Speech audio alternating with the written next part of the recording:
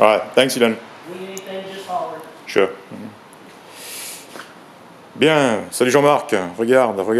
Hein. Donc voilà la voiture, voilà la Pontiac donc sur le pont.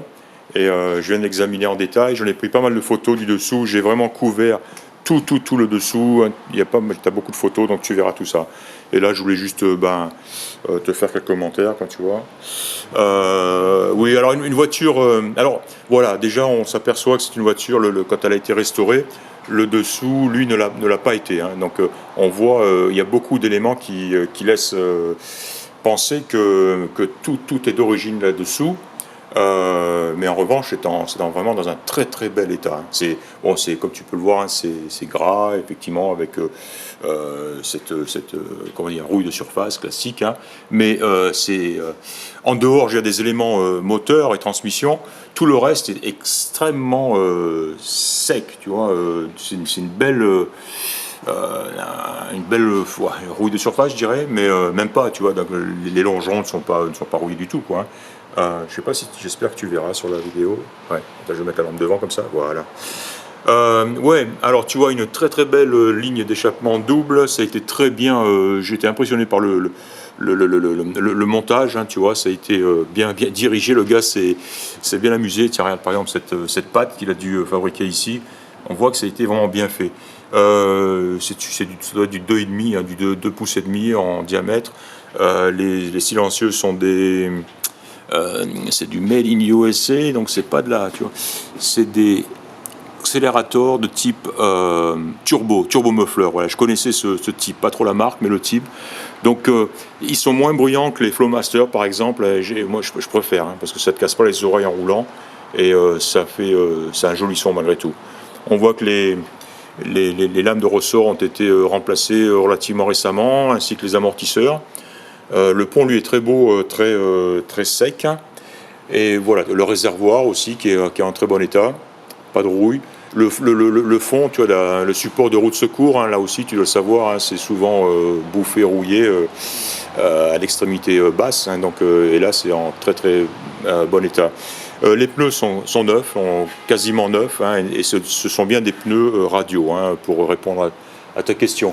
Voilà. Tu vois les jolies sorties, les embouts d'échappement, les sorties d'échappement typiques au Pontiac, hein, très beau. Et tu vois regarde cette petite plaque, hein, la petite plaque sur laquelle est fixée attends, là c'est mieux, la plaque d'immatriculation.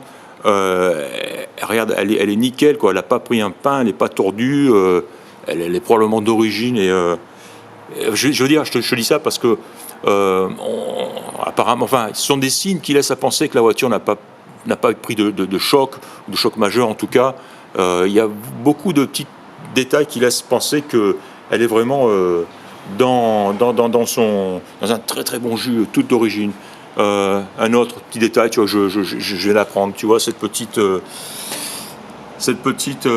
est-ce que je peux approcher la lampe? Je vais pointer avec la lampe, non, ça va pas.